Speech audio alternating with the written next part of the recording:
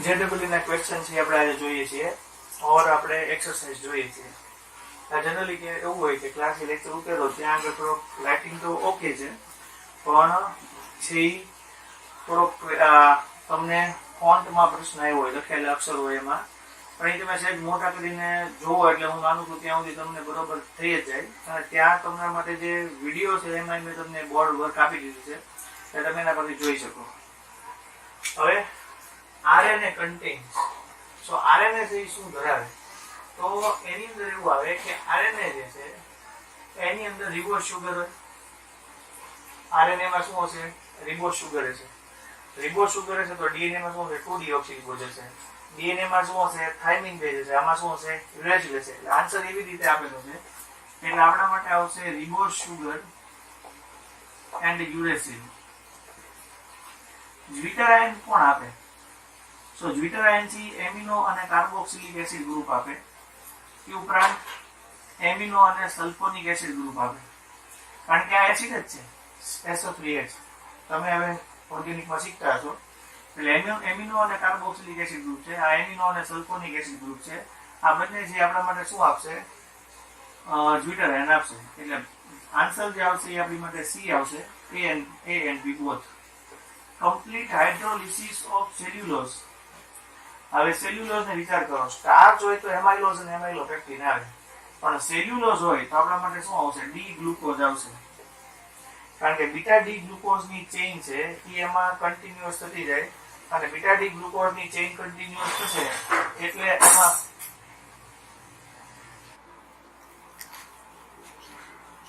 the reason for double helical structure of DNA operation of double helical structure of DNA operation of, તો DNA છે એને જ્યારે જોવામાં આવે ત્યારે એની અંદર જે નાઇટ્રોજન બેઝ હોય એ હોય એ T સાથે ડબલ બોન્ડ થી, G હોય એ C સાથે ટ્રિપલ બોન્ડ થી જોડાયેલું હોય. The term anomers of glucose refers to, so A term anomers છે એ 2006 માં પૂછેલું કે 2003 સુધી પહોંચ્યા છે, પણ આપણે અહીંયા લાઈનમાં છે એટલે જોઈ લઈએ. The term anomers of glucose refers to, એટલે કાર્બન 1 હોય ત્યાં આગળ OH આ સાઈડ હશે તો આપણી માટે એ આલ્ફા થશે, અને આ બાજુ OH હશે અને આ બાજુ OH હશે તો આપણા માટે એ બીટા થશે. સો આલ્ફા માટે છે, આ બીટા માટે છે, પણ જે કંઈ પણ હશે એ બધું ક્યાં થાય છે? ફર્સ્ટ કાર્બન ઉપર જ થાય છે. Which base is present in RNA but not in DNA? હવે એનો જેવો જ પ્રશ્ન થયો, આપ્યું છે જેવો જ થયો કે RNA હોય તેની અંદર શું થાય? જો A, G, C, U હોય, શું ન હોય? T. અને આની અંદર A, G અને શું હશે? C, T હશે. શું નહીં હોય? U નહીં હોય. એટલે યુરેસિલ છે ને એ બંને માલક થયો. આમાં શું આવશે? Uracil. Present in RNA. Insulin production and its action in human body are responsible for the level of diabetes. તો ઇન્સ્યુલિનનું પ્રોડક્શન અને એનું it's action in human body are responsible for the level of diabetes. This compounds belong to which of the following category? કઈ કેટેગરીમાં આવે? તો insulin છે એ આપણા માટે કઈ કેટેગરીમાં આવે? એ હોર્મોન આવે. એ કઈ કોએન્ઝાઇમ થાય, એન્ઝાઇમ થાય, એન્ટીબાયોટિક થાય નહીં. Correct statement regarding enzyme. હવે એન્ઝાઇમ માટેનું કયું સ્ટેટમેન્ટ? ટોટલ ત્યાં 4 સ્ટેટમેન્ટ આપ્યા હતા, એમાં કયું સ્ટેટમેન્ટ આવે તો હું તમને સમજાવું. ફર્સ્ટ સ્ટેટમેન્ટ આપ્યું હતું કે ટેમ્પરેચર હોય 1000 કેલ્વિન ટેમ્પરેચર હોય ત્યાં સુધી વર્ક કરે, પણ એ ખોટું. કોઈ પણ એન્ઝાઇમ હોય એ આપણા માટે 25 to 37 or more than ક્યાં સુધી? 40 ડિગ્રી સેન્ટીગ્રેડ, એટલે 298 થી સ્ટાર્ટ કરી અને 40 એટલે તમે એને એડ કરો તો આપણા માટે શું થાય? 313 કેલ્વિન જેટલું થાય. તો અહીંયા સુધી કામ કરે. બીજું હતું કે એન્ઝાઇમ છે આપણા માટે, બરાબર, એ બાયોલોજિકલ કેટલિસ્ટ છે. યસ. અને એ બાયોલોજિકલ કેટલિસ્ટ છે અને એને પોતાના એક્ટિવ સાઇટ્સ હોય, બરાબર.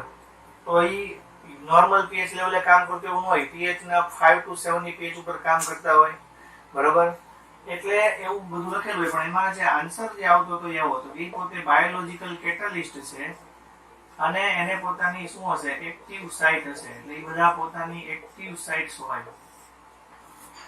in both DNA and RNA, heterocyclic base and phosphate ester linkage are at.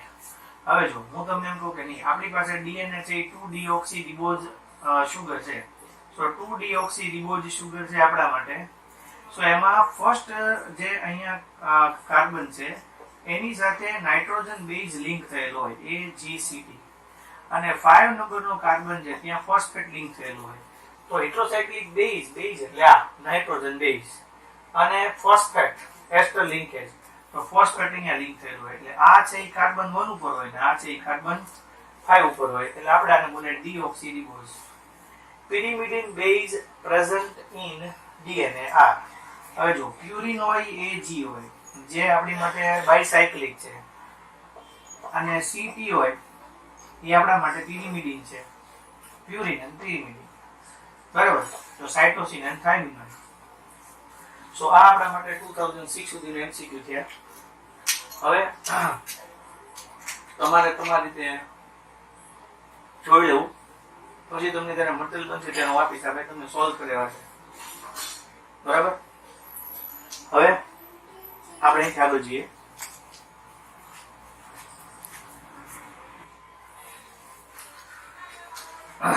આપણી માટે 2007 2007 થી 2013 સુધીના ક્વેશ્ચન છે એ આપણે સોલ્વ કરીએ. જો ધ્યાન રાખજો. The secondary structure of a protein refers to. તો secondary structure of protein refers to alpha helical backbone. So આપણા માટે આવશે answer alpha helical backbone. Alpha D glucose and beta D glucose are. So alpha D glucose અને beta D glucose શું કહેવાય? એનોમર્સ, કારણ કે alpha and beta. So એ તો આપણા માટે OH નું રિપ્લેસમેન્ટ છે એ નીચે હોય ને ઉપર હોય, રાઈટ સાઈડ હોય કે લેફ્ટ સાઈડ હોય. Biuret test is not given by. So biuret test is not given by. કોણ નો આપે? એટલે biuret test કોણ આપે? So biuret test જેની અંદર પેપ્ટાઇડ બંધ બનતા હોય આપે, તેમાં પેપ્ટાઇડ બોન્ડનું ફોર્મેશન થતું હોય આપે. તો જનરલી કાર્બોહાઈડ્રેટ્સમાં પેપ્ટાઇડ બંધ ન બને, પણ પોલીપેપ્ટાઇડ્સ કે પ્રોટીન્સ એમાં CONH ગ્રુપ આવે એટલે એ આપે. યુરિયા આપણી માટે NH2CONH2 એવું થાય, એટલે આમાંથી કોઈ જગ્યાએ હાઇડ્રોજન નીકળે તો અહીંયા આપે, એટલે આન્સર આવે carbohydrate. The change in the optical rotation of a freshly prepared solution of glucose is known as. So the change in the optical rotation of freshly prepared solution of glucose, so glucose is known as mutarotation. તો આપણા માટે એ answer આવશે mutarotation. Okay. The presence or absence of hydroxy group on which carbon atom of sugar differentiate RNA DNA. તો કયા carbon RNA અને DNA છે differentiate થાય તો આપણને ખબર છે કે કયા કાર્બન નંબર ઉપર એ ડિફરન્શિએટ થાય તો સેકન્ડ કાર્બનની પોઝિશન ઉપર. જ્યાં OH હોય તો આપણી માટે આલ્ડોપેન્ટોઝ, એરેબિનોઝ or રિબોઝ છે. આલ્ડોપેન્ટોઝ કહેવાય, એનું બીજું નામ એરેબિનોઝ કહેવાય ઓર એને રિબોઝ સુગર કહેવાય. પણ જો અહીંયાથી ઓક્સિજન છે એ રિપ્લેસ થઈ જશે, બંને જગ્યાએ હાઇડ્રોજન ત્યાં રહેશે, તો આપણે એને શું કહેશું? ડીઓક્સીરિબોઝ કહેશું. તો એ આપણા માટે છે ડીઓક્સીરિબોઝ sugar. Okay. The two functional groups present in a typical carbohydrates are. The two functional groups present in a typical carbohydrates આ નહીં આવે, આ પણ નહીં આવે, એટલે OH અને COOH છે નો આવે, CHO અને CaOH નો આવે. શું હું તમને સમજાવું? OH આવે, કાર્બોક્સિલિક એસિડ નો આવે કાર્બોહાઈડ્રેટ્સમાં, CHO આવે પણ COOH નો આવે, CO આવે યસ, ફ્રુક્ટોઝ હોય તો કીટોન અને આલ્કોહોલ આવે, એવી રીતે OH અને આલ્ડીહાઇડ આવે, ગ્લુકોઝ હોય તો આલ્ડીહાઇડ અને OH આવે, એટલે આન્સર છે બંને આવે. સો એવો આન્સર છે એ વન ઓર મોર આન્સર વાળું જ્યારે આવતું હોય ત્યારે એવો ક્વેશ્ચન પૂછાણ હોય એટલે બંને આન્સર આવે. નહીં તો જો આવી રીતના 4 ઓપ્શન આપ્યો છે તમારે C ઓપ્શન લખવો પડે, જે પહેલા આવતો એ લખવું પડે. Which of the following compounds can be detected by Mollis test? આપણે મોલિસ ટેસ્ટ શીખાતા, મેં તમને લખીને બતાવી હતી મોલિસ ટેસ્ટ, બરાબર છે. શુગર આપે મોલિસ ટેસ્ટ, આપણા માટે શુગર છે એ આવશે answer. Nitro compound, amine, primary alcohol એવું હોય ન આવે. હવે આ ક્વેશ્ચન છે બાયોલોજી નો ક્વેશ્ચન છે કે synthesis of each molecule of glucose each molecule of glucose in photosynthesis involves. તો એની અંદર આન્સર આવે છે 18 ATP આપણને મળે. એટલે 6 mall CO2 which react with 6 mall H2O ત્યારે આપણને 18 ATP મળે. સો ત્યારે આ જે આન્સર છે તમને જે લોકો બાયોલોજી વાળા હશે એને ખબર છે, આવા ક્વેશ્ચન પૂછાય જ નહીં જનરલી કોઈ દિવસ. આ પૂછાયેલો છે એટલે આપણે લખ્યો કે synthesis of each molecule of glucose in photosynthesis involves 18 ATP એવું આવે. પણ જનરલી એવું હોય કે આપણે માટે એરોબિક રેસ્પિરેશન સિસ્ટમ આવતી હોય, એનએરોબિક રેસ્પિરેશન સિસ્ટમ આવતી હોય, એમાં ઈ છે આપણી માટે કમ્પ્લીટલી કમ્બશન થતું હોય, એમાં ઇનકમ્પ્લીટ કમ્બશન થતું હોય, કમ્પ્લીટલી કમ્બશન હોય એમાં વધારે એનર્જી છૂટી પડે, ઇનકમ્પ્લીટ કમ્બશન હોય એમાં લેસ એનર્જી છૂટી પડે. આમાં હાયર એનર્જી હોય આન્સર આવે. તો આમાં આપણે ઇઝીલી જોવાનું કે હાયર એનર્જી આવતી આપણો આન્સર હોય. બરાબર. હવે આ 2013 સુધી જોઈએ, હવે 2018 સુધી જોઈ લઈએ. Okay,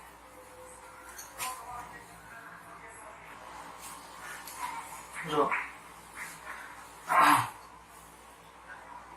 which of the following base is not present in DNA?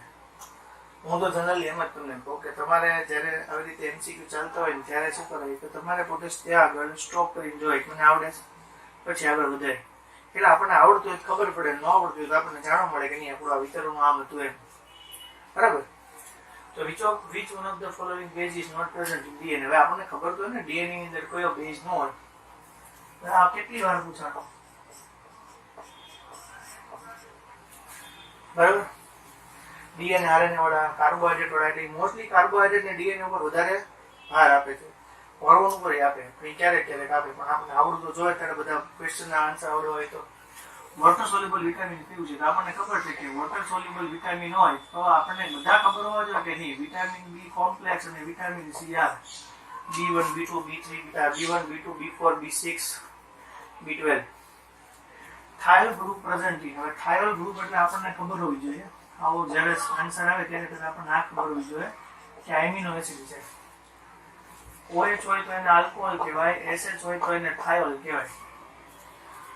તો R ની જગ્યાએ CH2OH આપણે ભણ્યા હતા અને અહીંયા CH2SH આવે તો એ CH2SH હોય તો આપણી માટે સિસ્ટીન થાય. Which of the following compounds will behave as a reducing sugar in an aqueous solution? કેવો છે ત્યારે જુઓ, આ જે છે આપણી માટે આને આપણે કેવો સાથે રિએક્શન કરાવીએ તો અહીંયાથી આ છૂટું પડી જાય, આમાંથી CH3COOH આવે O માઇનસ થાય, આનું અહીંયા કન્વર્જેશન થાય કીટોન ગ્રુપમાં એટલે કીટો અને ઇનોલ ફોર્મેશન અહીં આવી જાય. એટલે આપણા માટે જે આન્સર આવે એ બીજો એક જ જગ્યાએ ન આવે, અહીંયા કાંઈ છે જ નહીં. અહીંયા OCH3 છે તો O માઇનસ થાય પણ અહીંયા CH3COOH છૂટો નથી પડતો. આ O માઇનસ થશે તો આ પોસિબિલિટી A અને C માંથી આવે, આ એકઈ તો આવશે જ નહીં. બરાબર. પણ અહીંયા શું છે આપણી માટે જે ગ્રુપ હતું એ OCOCH3 હતું. બરાબર. એટલે છૂટું પડે અને એમાં કીટોન હતું, આ ઇથર ગ્રુપ છે એટલે નો આવે. એટલે કાર્બોનિલ કમ્પાઉન્ડ વાળો ગ્રુપ હોય એ કીટો ઇનોલ ટોટોમેરિઝમ આપી શકે, આ બીજા કોઈ નો આપે. એટલે આપણા માટે આ આન્સર આવે.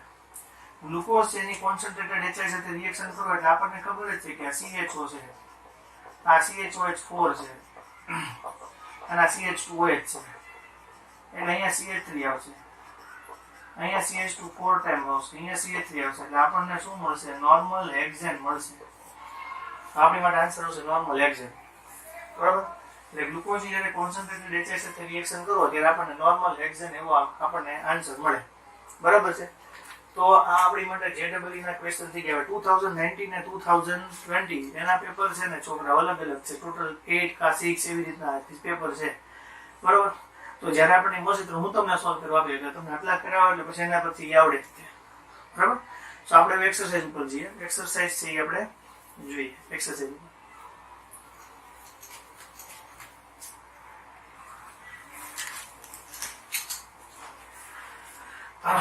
what are monosaccharides? મોનોસેકેરાઇડ્સ છે એ બધી શુગર્સ છે અને જેનું આપણે ફર્ધર હાઇડ્રોલિસિસ છે એ નથી પોસિબલ થતું. એટલે એવી બધી શુગર છે કે જેનું આપણે which can not be hydrolyzed more, સો આપણે એને મોનોસેકેરાઇડ કહીએ. સો મોનોસેકેરાઇડ હોય તો આપણી માટે કોમન છે એ આવી રીતે ફોર્મ્યુલા થાય CnH2n. આપણે આમ પણ લખી શકીએ CH2O n પણ લખી શકો, where n is 3 to 7. 3 હોય તો આપણે એને ગ્લિસરાલ્ડિએટ કહેવાય. 4 હોય તો આપણે એટલે આપણે એવું કહીએ કે આલ્ડો ટ્રાયોઝ, આલ્ડો ટેટ્રોઝ, આલ્ડો પેન્ટોઝ, આલ્ડો હેક્ઝોઝ ઓર આલ્ડો હેપ્ટોઝ. બરાબર. થ્રીઓઝ, ઇરિથ્રોઝ, આલ્ડો પેન્ટેઝ, એરોબિનોઝ. ગ્લુકોઝ હોય તેના બધાના ટાઈપ પડે. સેલોલ. બરાબર છે. આલ્ફા, ગામા, લેક્ટોન એ બધા ટાઈપના પ્રકાર પડે એના. પણ એ બધા મોનોસેકેરાઇડ્સ છે કે જેનું આપણે ફર્ધર હાઇડ્રોલિસિસ ન કરી શકીએ. એ બધું આપણે મોનોસેકેરાઇડમાં લખવાનું હોય. What are reducing sugars? હવે રિડ્યુસિંગ સુગર્સ છે એ શું છે? તો જનરલી એ ફેલિંગ ટેસ્ટ આપે ઓર ટોલરન્સ ટેસ્ટ આપે. સો ટોલરન્સ ઓર ફેલિંગ ટેસ્ટ આપે એ રિડ્યુસિંગ સુગર છે. અને NH2OH છે એના સાથે ઓક્ઝાઇમ આપે. એ બધા આપણા માટે શું છે? તો એ બધા રિડ્યુસિંગ સુગર્સ છે. હવે હું તમને કહું કે ફેલિંગ ટેસ્ટ આપે, ટોલરન્સ ટેસ્ટ આપે, NH2OH સાથે ઓક્ઝાઇમ આપે, એ બધા આપણા માટે રિડ્યુસિંગ સુગર છે. આગળ આપણે કહીએ કે કયું રિડ્યુસિંગ સુગર નથી, એટલે એક્સેપ્ટ સુક્રોઝ. બરાબર. આલ્ફા ડી ગ્લુકોઝ, પછી આપણી માટે લેક્ટોઝ, માલ્ટોઝ, એ બધા આપણા ગેલેક્ટોઝ, એ બધા આપણા માટે શું છે? રિડ્યુસિંગ સુગર્સ છે. કારણ કે એમાં જે જોડાનારો બીજો ગ્લુકોઝનો પાર્ટ હોય, બીજો કાર્બોહાઈડ્રેટનો પાર્ટ હોય, એમાં આલ્ડિહાઇડ ગ્રુપ ફ્રી હોય. તો જ્યારે આલ્ડિહાઇડ ગ્રુપ ફ્રી હશે ત્યારે રિડ્યુસિંગ સુગર તરીકે બિહેવ કરશે. સો આ બંને થઈ ગયા. Two main function of carbohydrates in plant. તો પ્લાન્ટની અંદર કઈ રહે એટલે એના યુઝિસ છે. આપણે એમ જોઈએ કે નહીં, સેલ્યુલોઝ હોય એ પ્લાન્ટના સેલ વોલ માટે મેઇન પાર્ટ હોય. બરાબર. એનાથી શું થાય કે પ્લાન્ટની સેલ વોલ છે એ વધારે મજબૂત બને, સ્ટ્રોંગ બને. એવી રીતે બીજું કે આ જે સેલ્યુલોઝ હોય એ સીડમાં હોય, રૂટ્સમાં હોય, અને આ જે સેલ્યુલોઝ છે એ સેલ વોલમાં હશે, પણ એનાથી શું થાય? સિન્થેસાઇઝ થઈ, એટલે ફોટોસિન્થેસિસ રિએક્શન થઈ અને એની અંદર છે એ ફૂડ તરીકે સ્ટોર થાય. સો એ એના બે મેઇન ફંક્શન છે કાર્બોહાઈડ્રેટના પ્લાન્ટ માટે. એનો યુઝ જ લખવાના થયા. Classify in મોનોસેકેરાઇડ્સ and ડાયસેકેરાઇડ. તો આપણે ડાયસેકેરાઇડને છૂટા પડી ગયા એટલે આપણને ખબર પડે કે એમાં કોણ ડાયસેકેરાઇડ છે? તો નહીં, માલ્ટોઝ ડાયસેકેરાઇડ છે અને લેક્ટોઝ ડાયસેકેરાઇડ છે. તમે જોઈ લો. રિબોઝ છે એ આલ્ડો પેન્ટોઝ એરેબિનોઝ છે. 2-deoxyriboz છે એ આપણી માટે ડીએનએ સ્ટ્રક્ચર છે. એમાં સેકન્ડ પોઝિશન ઉપર ઓક્સિજન વયો ગયો છે. ગેલેક્ટોઝ છે એ આપણા માટે 6 કાર્બન વાળી તે સુગર છે. અને ફ્રુક્ટોઝ છે એ કીટો એક્ઝોઝ છે. તો આપણા માટે જે આ બધા છે એ બધા મોનોસેકેરાઇડ છે. બે છે આપણા માટે માલ્ટોઝ ને લેક્ટોઝ છે આપણા માટે ડાયસેકેરાઇડ છે. What do you understand by the term glycosidic linkage? તો ગ્લાયકોસિડિક લિંકેજ તમે કોઈ પણમાં સમજાવી શકો. હું તમને સમજાવું છું માલ્ટોઝમાં. તો ગ્લાયકોસિડિક લિંકેજ હોય તો આપણા માટે પહેલા સુગર હોય. જે આપણા માટે સુગર જે છે એ કયા ટાઈપનું આપણી માટે રિંગ સ્ટ્રક્ચર છે એ ધરાવતી હોય? આ H છે, અહીંયા OH છે, HOH, OH, H અને OH, HOCH2H. બીજી પાયરેનોઝ રિંગ છે. તો અહીંયા આપણી માટે HOH આવશે, HOH આવશે, OH આવશે, H અને OH આવશે, H અને શું આવશે? CH2O. અહીંયાથી OH નીકળશે, અહીંયાથી H નીકળશે. આ બંનેની વચ્ચે શું રહેશે? ઓક્સિજન રહેશે. સો આપણી માટે 1, 2, 3 અને 4 થયું અને આ 1 થયું. C1OC4 એ ગ્લાયકોસિડિક લિંકેજ થાય આપણી માટે.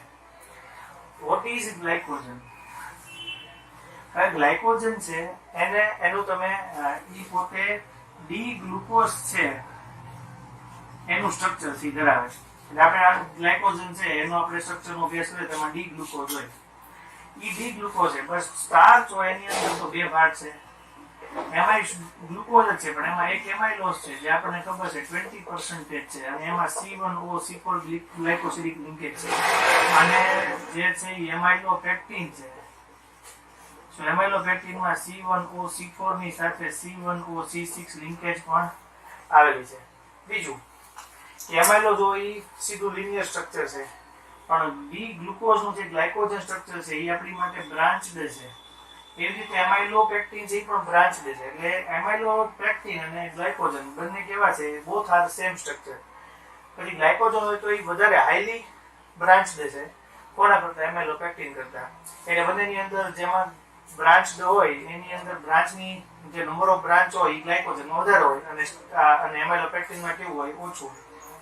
સુક્રોઝ અને લેક્ટોઝ નું હાઇડ્રોલિસિસ કરીએ તો શું મળે? તો લેક્ટોઝ નું હાઇડ્રોલિસિસ કરો તો આપણને શું મળશે? ગ્લુકોઝ મળે. અને બીજું શું મળે, આપણને ગેલેક્ટોઝ મળે. એટલે આપણને શું થાય, લેક્ટોઝ હોય એમાંથી ગ્લુકોઝ અને ગેલેક્ટોઝ મળે. જ્યારે સુક્રોઝ હોય એની અંદરથી આપણને ગ્લુકોઝ અને ફ્રુક્ટોઝ મળે. એટલે એકમાંથી ગ્લુકોઝ અને ફ્રુક્ટોઝ મળશે અને એકમાંથી આપણને ગેલેક્ટોઝ અને ફ્રુક્ટોઝ. એટલે તમારે એનું ફોર્મ્યુલા લખવું પડે. ખાલી એટલું લખવાથી આન્સર ન આવી જાય. તમારે લખવું પડે પહેલા C12H22O11 પ્લસ એનું હાઇડ્રોલિસિસ કરો એટલે શું થાય, glucose plus glucose, glucose plus fructose બંનેનું ફોર્મ્યુલા તો સેમ જ થવાનું, C6H12O6. આમાંથી થવાનું હવે તમારે એનું ઇક્વેશન લખવું પડે. Basic structural difference between starch and cellulose. તો સ્ટાર્ચ હોય એ મેં તમને કીધું એ પ્રમાણે કે એમાઇલોઝ હોય તેમાં C1OC4 ગ્લાયકોસિડિક લિંકેજ હોય અને એમાઇલોપેક્ટિન હોય તો C1OC6 હોય. પણ ગ્લાયકોસિડિક લિંકેજ જો તમે ગ્લુકોઝ સેલ્યુલોઝમાં જોવા જાઓ તો એ સેલ્યુલોઝની અંદર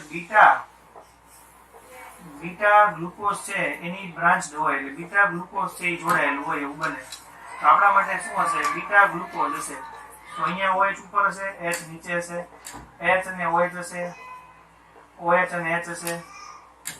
અહીંયા આપણી માટે OH અને H હશે, અહીંયા આપણી માટે H અને OH હશે.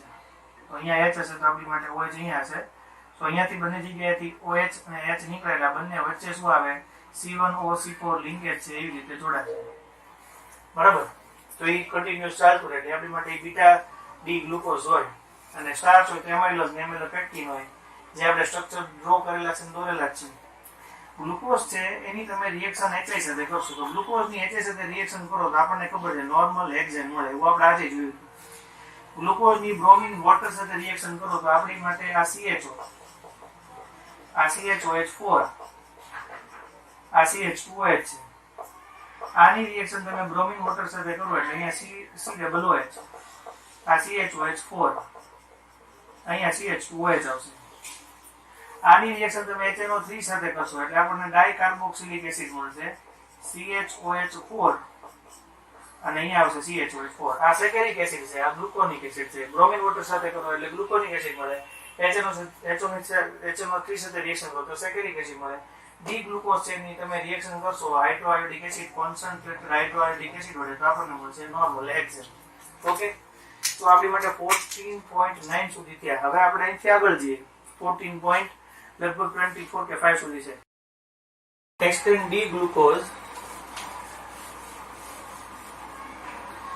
Explain D glucose which cannot be explained by its open chain structure.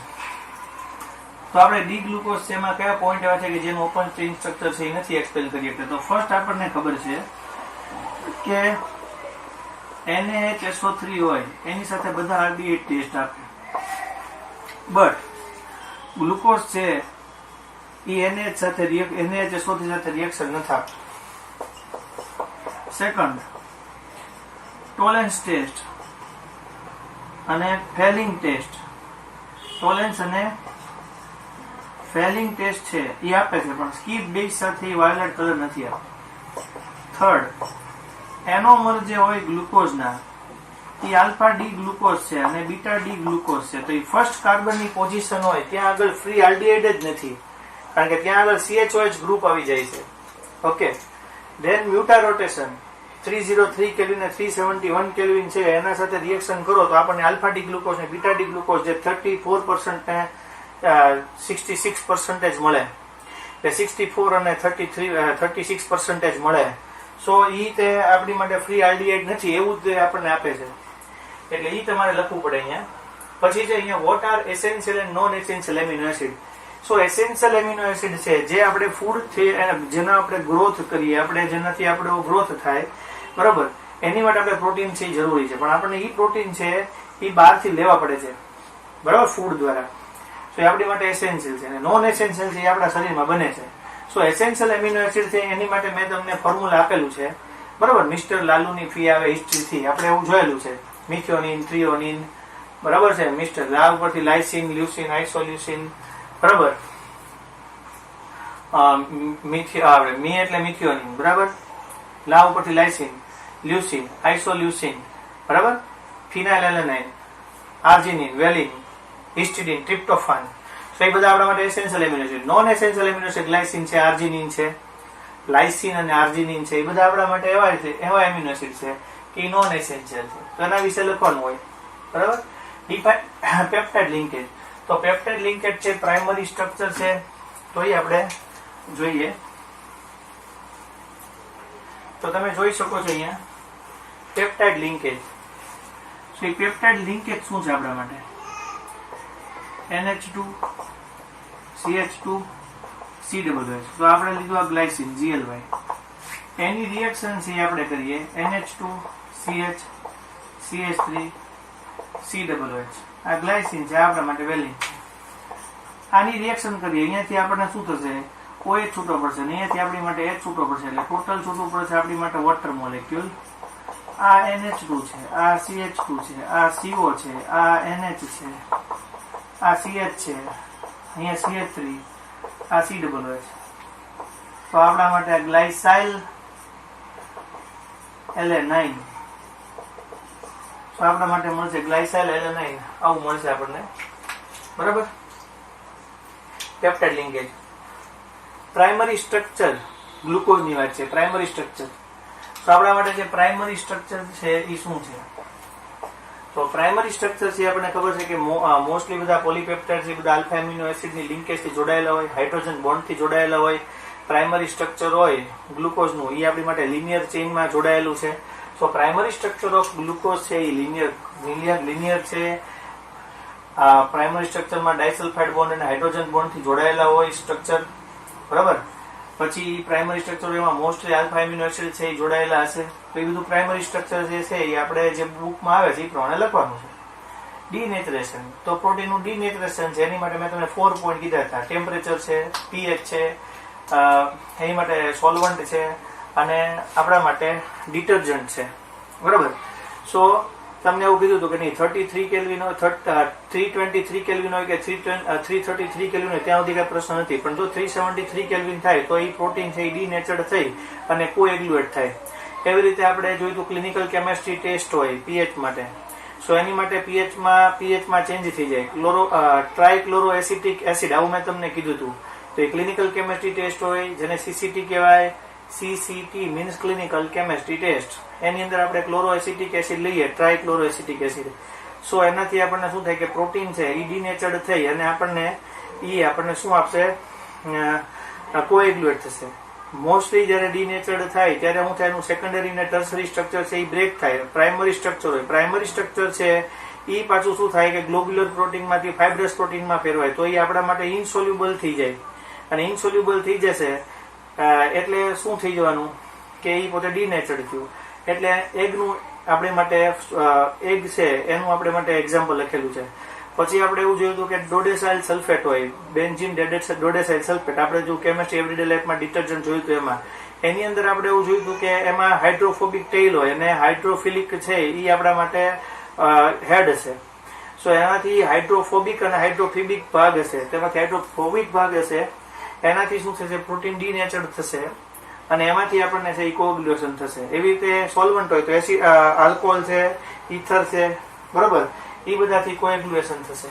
હવે જે આપણી માટે આવશે કે what are the common type of secondary structure of protein. તો common type of secondary structure of protein છે તેમાં આલ્ફા હેલિકલ બોન્ડ વાળું આવશે, આલ્ફા હેલિકલ સ્ટ્રક્ચર આવશે અને બીટા પ્લીટેડ શીટ સ્ટ્રક્ચર આવશે.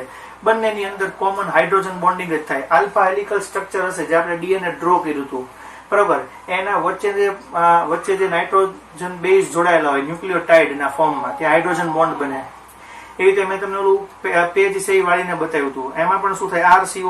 RCONH છે એ બોન્ડ બને, હાઇડ્રોજન બોન્ડ બને. તો એ આપણી માટે સેકન્ડરી સ્ટ્રક્ચરમાં આલ્ફા હેલિકલ અને બીટા પ્લીટેડ અને બંનેમાં બંને હાઇડ્રોજન બોન્ડ છે. તો એ તમારે ત્યાં આગળ લખવું પડે. What type of bonding helps in stabilising the alpha helix structure of protein. તો એને સ્ટેબલ થવું હોય, alpha helical structure of protein હોય તો એ alpha helical structure of protein છે એની અંદર CO અને NH લિંક થાય. તો એ જ્યારે CO NH લિંક થશે, સ્ટેબલ થાય તો તમને ખબર હોય આવી રીતે આ જોડાયેલું છે. આપણી માટે નાઇટ્રોજન બેઝ છે એ ઓલવેઝ જોડાય ત્યારે T સાથે જોડાય ત્યારે વચ્ચે હાઇડ્રોજન બોન્ડ જોડાય. એમાં CONH બોન્ડ બન્યો હોય, બરાબર. અને હાઇડ્રોજન બોન્ડ એને હેલ્પ કરે સ્ટેબિલાઇઝ થવા માટે. એટલે ટાઈપ ઓફ બોન્ડ એટલે હાઇડ્રોજન બોન્ડ એને સ્ટેબિલાઇઝ થવા માટે હેલ્પ કરે. અને જે A અને T વચ્ચે બોન્ડ હોય એટલે આમાં તમે એડેનાઇનનું સ્ટ્રક્ચર, થાઇમીનનું સ્ટ્રક્ચર ડ્રો કરીને દોરવું પડે, પણ આપણે દોરવાનું ન હોય કારણ કે આપણે એ કોર્સમાં નથી, પણ તમને મેં શીખવાડ્યા છે એડેનાઇન, થાઇમીન ને બધાના સ્ટ્રક્ચર. બરાબર. ડિફરન્શિએટ બિટવીન ગ્લોબ્યુલર અને ફાઇબ્રસ પ્રોટીન.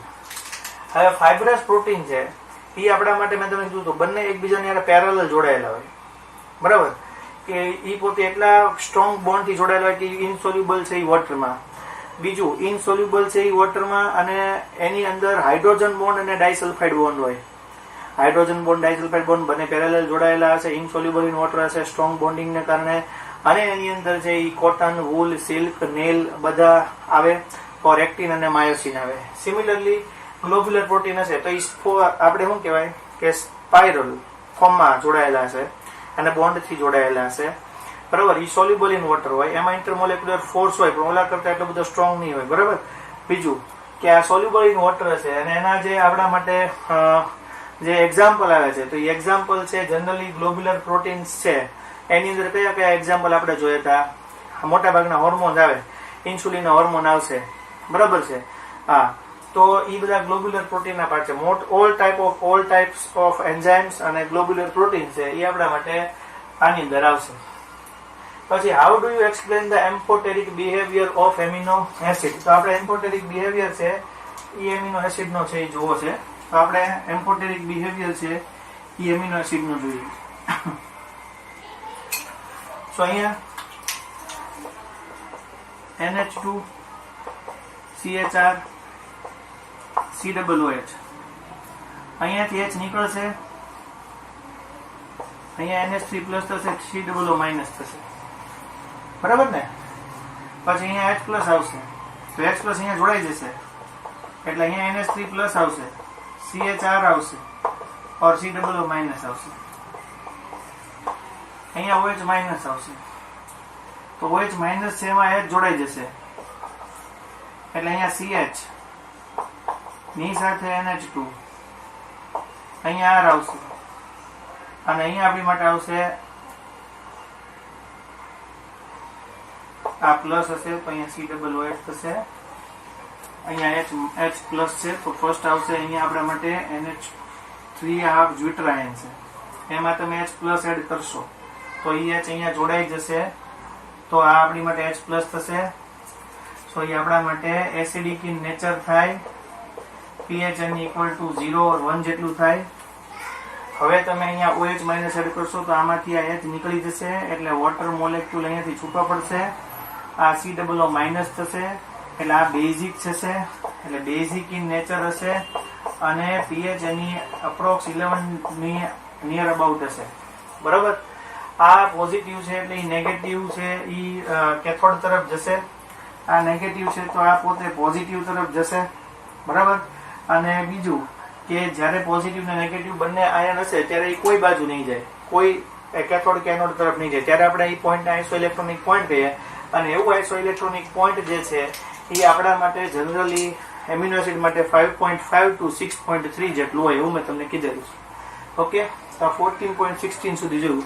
નેક્સ્ટ આપણે 14.16 what are enzymes. So enzymes છે એ યુનિક હોય પણ બધી રિએક્શન માટે અલગ અલગ ટાઈપના એન્ઝાઇમનો યુઝ થાય. એન્ઝાઇમ્સ એ પોતે બાયોલોજિકલ કેટાલિસ્ટ છે. તો enzymes are biological catalyst which are unique. બરાબર. આપણે ખબર છે કે સુક્રોઝ હોય તેની માટે સુક્રેઝ ઓર ઇન્વર્ટેઝ કહેવાય. એટલે બેના નામ સેમ જ છે પણ બેના અલગ અલગ નામથી બોલાય. પછી માલ્ટોઝ માટે માલ્ટેઝ હોય, સેલ્યુલોઝ માટે સેલ્યુલેઝ હોય. બરાબર છે. એ જે એનિમલ્સ હોય એના ઇન્ટેસ્ટાઇનમાં હોય. તો એ બધા એન્ઝાઇમ યુનિક છે. કોઈ એક રિએક્શન માટે કોઈ એક એન્ઝાઇમ છે એ પોતે જ રિસ્પોન્સિબલ હોય. બરાબર. એ એન્ઝાઇમ છે પોતે બાયોલોજિકલ કેટલિસ્ટ છે. ડિફરન્ટ ટેમ્પરેચર હોય, ડિફરન્ટ જે સિચ્યુએશન હોય એની માટે એન્ઝાઇમ છે એ ડિફરન્ટ કામ કરે. pH લેવલ છે એ મોસ્ટલી 5 to 7 હોય. ટેમ્પરેચર છે એ મોસ્ટલી છે એ 25 degree centigrade to 37 degree centigrade ઉપર જ વર્ક કરે. તો એ એન્ઝાઇમ છે એ બધા યુનિક હશે. એ પોતે બાયોલોજિકલ કેટલિસ્ટ છે. તો અહીંયા આપણી માટે વોટ આર એન્ઝાઇમ્સ શું છે એ આપણે જોયું. પછી આપણે what is the effect of denaturation of the structure of protein. પછી તો ખબર છે કે એન્ઝાઇમને પોતાના એક્ટિવ સાઇટ્સ હોય. બરાબર. જ્યારે આવે ત્યારે એનું ES છે એ કોમ્પ્લેક્સ કમ્પાઉન્ડ બને, એમાંથી E+P છે એ રિલીઝ થાય. એન્ઝાઇમ હોય તો એને એજ ટાઈપ લાગે. ગ્લુકો માલ્ટેઝ, સુક્રેઝ, લેક્ટેઝ, બરાબર. હાઇડ્રોલિસિસ કરતા હોય તો હાઇડ્રોલેઝ, ઓક્સિડેશન કરતા હોય તો ઓક્સિડેશન, રિડક્શન કરતા હોય તો રિડક્ટેઝ, બે ભેગું કરો તો ઓક્સિડો રિડક્ટેઝ, આપણે એવું જોયું છે. Okay, what is the effect of denaturation on the structure of protein? તો સ્ટ્રક્ચર ઓફ પ્રોટીન હોય એની અંદર સેકન્ડરી સ્ટ્રક્ચર અને ટર્સરી સ્ટ્રક્ચર થી કમ્પ્લીટલી બ્રેક થઈ જાય, બરાબર. પ્રાઇમરી સ્ટ્રક્ચર હોય એમાં ગ્લોબ્યુલર પ્રોટીન ટાઈપનું સ્ટ્રક્ચર હોય, એ પોતે વોટર સોલ્યુબલ હોય, એમાંથી ઇનસોલ્યુબલ થઈ જાય. એટલે એવું એગની અંદર થાય, બરાબર. એગની અંદર થશે એટલે શું થશે કે એગ છે એમાંથી કોએગ્યુલેટ થઈ જશે, બરાબર. એટલે પ્રાઇમરી સ્ટ્રક્ચર છે ઇન્ટેક્ટ રહે, પણ એ વોટર સોલ્યુબલ છે એમાંથી ઇનસોલ્યુબલ થઈ જાય, એટલે એનું કોએગ્યુલેશન થઈ જાય. બટ સેકન્ડરી સ્ટ્રક્ચર અને ટર્સરી સ્ટ્રક્ચર છે એ તો ઓલવેઝ બ્રેક થઈ જ જાય, એ બધે ડીનેચર્ડ થઈ જાય, બરાબર. તો આટલું જ લખવાનું હોય. વિટામિનનું ક્લાસિફિકેશન છે, તો વિટામિનનું ક્લાસિફિકેશન છે એમાં આપણને ખબર છે કે વિટામિન છે એ કા વોટર સોલ્યુબલ હોય કા વોટર ઇનસોલ્યુબલ હશે, એટલે ફેટ સોલ્યુબલ હશે. વોટર ઇનસોલ્યુબલ હશે એનો મિનિંગ છે એ ફેટ સોલ્યુબલ હશે. તો ફેટ સોલ્યુબલ હશે તો એમાં તમને શીખવાડ્યું છે એ કડા, આવું યાદ રાખવાનું. અને વોટર સોલ્યુબલ હશે તો એ વોટર સોલ્યુબલ ની અંદર આવશે વિટામિન બી કોમ્પ્લેક્સ આવશે ને વિટામિન સી આવશે. તો વિટામિન બી કોમ્પ્લેક્સ ને વિટામિન સી છે એ આપણા માટે વોટર સોલ્યુબલ ને ફેટ સોલ્યુબલ છે. રિસ્પોન્સિબલ ફોર કોએગ્યુલેશન તો આપણને ખબર છે પીએચ છે, ટેમ્પરેચર છે, બરાબર. પછી સોલ્વન્ટ છે અને આ બધા ડિટર્જન્ટ છે. તો એ એનાથી વિટામિન કયું કોએગ્યુલેશન માટે રિસ્પોન્સિબલ છે? વિટામિન કે, બરાબર ને. તો વિટામિન કે ઇઝ રિસ્પોન્સિબલ ફોર કોએગ્યુલેશન, કારણ કે એ બ્લીડિંગ થાય, તો બ્લીડિંગ ને રોકવા માટે એ જરૂરી છે, બરાબર છે. એટલે આપણે વિટામિન ની વાત કરવાની હતી, પ્રોટીનનું કોએગ્યુલેશન નહોતું, વિટામિન ની વાત હતી, સોરી. વિટામિન નું ક્લાસિફિકેશન આ રીતે થાય. બી કોમ્પ્લેક્સ હોય તો બી ની અંદર B1, B2, B4, B5, B6 આવે, B12 આવે, બરાબર. અને વોટર સોલ્યુબલ છે એ વોટર ઇનસોલ્યુબલ, ફેટ સોલ્યુબલ તો એ કે ડી આવે. અને K is responsible for coagulation. Vitamin A અને સી ના સોર્સ શું છે? તો વિટામિન એ આપણને ખબર છે કે એની માટે છે એ આપણા માટે કેરેટ આવે, મિલ્ક આવે, બટર આવે, ઓર ફિશ લીવર ઓઇલ આવે. અને એ છે એનાથી ઝાયરોથેલ્મિયા થાય. આ જે કોર્નિયા છે એ હાર્ડનેસ ઓફ કોર્નિયા થઈ જાય અને નાઇટ બ્લાઇન્ડનેસ થાય. અને વિટામિન સી હોય તો એ આપણા માટે શું છે? વોટર સોલ્યુબલ જ છે, પણ એમાં શું આવે? તો વિટામિન સી છે એમાં બધા સાઇટ્રસ ફ્રૂટ્સ આવે, આમલા છે, પછી માટે ઓરેન્જ છે, બરાબર. પછી આપણે જોઈએ કે બધા સાઇટ્રસ ફ્રૂટ જે બધા છે એ બધા ક્યાં આવશે? આની અંદર આવશે, તો સીમાં. અને સીથી સ્કર્વી થાય, બરાબર. આ જે ગમ હોય બધા નીચેના, એ બધામાં શું થાય? મેં તમે કીધું બ્લડ છે એ ત્યાં ડિપોઝિટ થાય, પછી એને ફોડો એટલે એમાંથી ત્યાંથી બ્લડ બહાર આવે, ત્યાં આગળ છે એ થોડુંક આપણને અલ્સર જેવું થાય. એવું પણ બની છે કે આ જે ટીથ હોય એનું સ્ટ્રક્ચર છે એ વીક પડી જાય, ટીથ છે એ પડી જાય, આવું બધું પણ થાય. સો એ આપણા માટે સોર્સ અને deficiency. What are nucleic acids? Mention two function. તો ન્યુક્લિક એસિડ છે એ આપણી માટે ન્યુક્લિયોટાઇડના યુનિટ્સ છે. અને એ જે ન્યુક્લિયોટાઇડ હોય એમાં શું થાય? તો એમાં આપણને ખબર હોવી જોઈએ કે ન્યુક્લિયોટાઇડ છે એમાં ટોટલ છે ન્યુક્લિક એસિડમાં ટોટલ 3 સ્ટ્રક્ચર્સ હોય. કારણ કે તમે ન્યુક્લિક એસિડ હોય એનું એને તમે બ્રેક કરો તો એમાંથી ટોટલ 3 સ્ટ્રક્ચર મળે. પેન્ટોઝ શુગર મળે, નાઇટ્રોજન બેઝ મળે અને ફોસ્ફેટ ગ્રુપ મળે. આપણા માટે એવું આવે, આપણે બે તે સ્ટ્રક્ચરની બધા કરી નાખીએ. નાઇટ્રોજન બેઝ આવે, પેન્ટોઝ શુગર આવશે, નાઇટ્રોજન બેઝ, પેન્ટોઝ શુગર, અને અહીંયા આવશે નાઇટ્રોજન બેઝ, પેન્ટોઝ શુગર આવશે, અને થર્ડ જે આવશે એ આપણે ફોસ્ફેટ ગ્રુપ આવશે.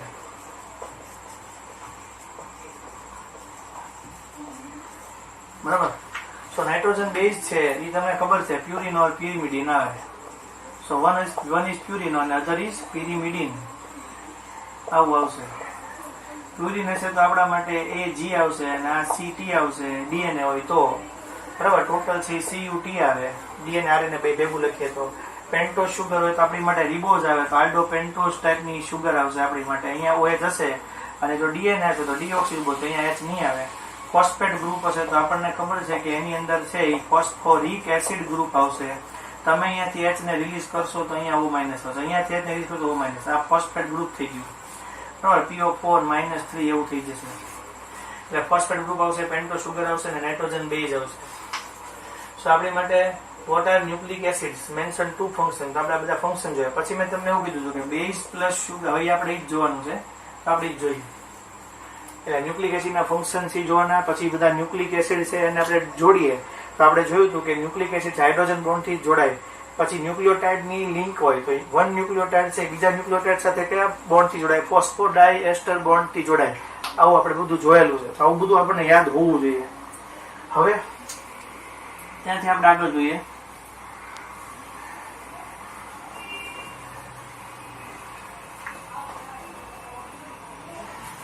ક્વેશ્ચન તમારે પહેલા જ જોઈ લેવા એટલે તમને ખબર પડે. હું જયારે ભણાવતો હોય ત્યારે કઈ રીતે લખું. ન્યુક્લિયોસાઇડ અને ન્યુક્લિયોટાઇડ શું છે? તો ન્યુક્લિયોસાઇડ છે એ મેં તમને આવું કીધેલું કે બેઝ પ્લસ જયારે સુગર હોય ત્યારે આપણે એને ન્યુક્લિયોસાઇડ કહેવાય. બેઝ પ્લસ સુગર હોય તો એ આપણી માટે ન્યુક્લિયોસાઇડ છે. પણ આપણી માટે બેઝ છે, સુગર છે, પ્લસ બેઝ છે, સુગર છે અને ફોસ્ફેટ ગ્રુપ છે. Base sugar plus phosphate group હોય તો આપણા માટે એ ન્યુક્લિયોટાઇડ છે.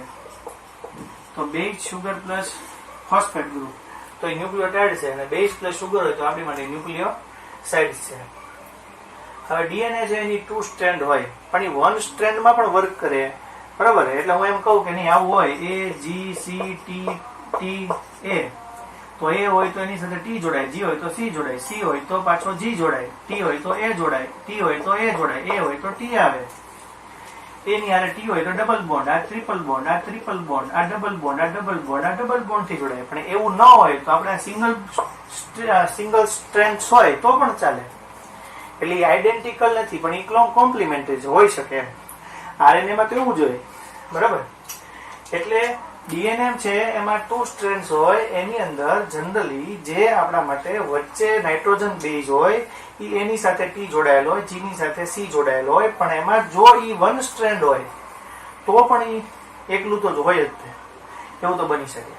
હવે ડીએનએ અને આરએનએ છે એનો ડિફરન્સ છે ફંક્શનલ ગ્રુપ માટે અને બરાબર.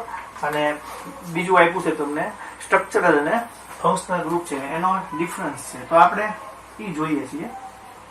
તો જુઓ તો ડીએનએ અને આરએનએ છે એ શું છે?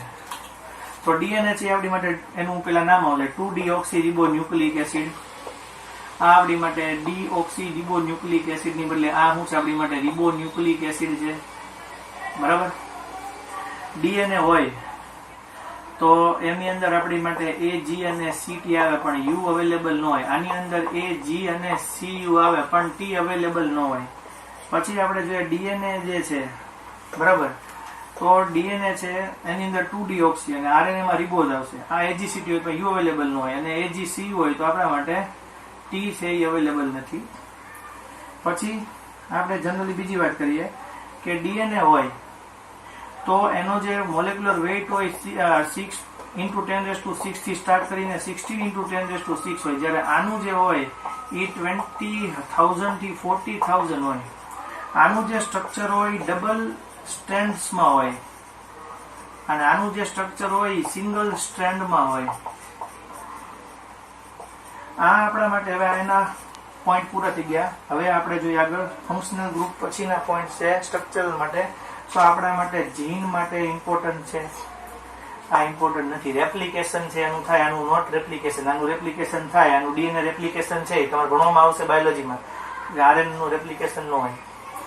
બીજું આ આપણા માટે હેરિડિટી માટે રિસ્પોન્સિબલ છે પણ આ શું છે પ્રોટીન છે એને કંટ્રોલ કરે. બરાબર? સો આ આપણા માટે હેરિડિટી માટે છે એ ઇમ્પોર્ટન્ટ છે પણ આ છે એ પ્રોટીન છે એને શું કરે? કંટ્રોલ કરે. બરાબર? હવે ટાઈપ્સ ઓફ આરએનએ તો ટાઈપ્સમાં એમ, આર અને ટી આવે. એમ આરએનએ છે મેસેન્જર આરએનએ જે મેસેજ પાસ કરે. R RNA means ribosomal RNA તો એ આપણા માટે રિબોઝોમ છે એટલે સિન્થેસિસ ઓફ પ્રોટીન માટે જરૂરી હોય. ટ્રાન્સફરેબલ આરએનએ એટલે એ ટ્રાન્સફર માટે જવાબદાર હોય, રિસ્પોન્સિબલ હોય. સો આ આપણા માટે પૂરો લેક્ચર જેમાં મેં તમને આખી એક્સરસાઇઝ શીખવાડી જનરલ અને પછી તમને જેડબલ્યુ ના ક્વેશ્ચન બધા કરાવ્યા, મોસ્ટલી કરાવ્યા 2019 ને 20 ને બાદ કરતા. બરાબર? હવે તમારે શું કરવાનું છે કે તમને હું બીજું પછી અસાઇનમેન્ટ આપીશ ત્યારે તમારે બાકીના ઈ અસાઇનમેન્ટ છે એ રીતે તમારે સોલ્વ કરવાના. હવે બીજી વાત હું તમને કરું છું કે આજનું જે હોમવર્ક છે એમાં તમારે કમ્પ્લીટ એક્સરસાઇઝ છે એ 1 ટાઈમ લખવાની છે. આ કમ્પ્લીટ એક્સરસાઇઝ છે એ તમારે 1 ટાઈમ્સ કરવાની છે ફરજિયાત.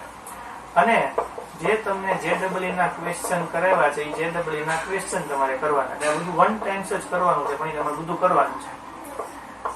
બરાબર છે? તો તમારા માટે આ ઇમ્પોર્ટન્ટ આજનું હોમવર્ક છે. બરાબર.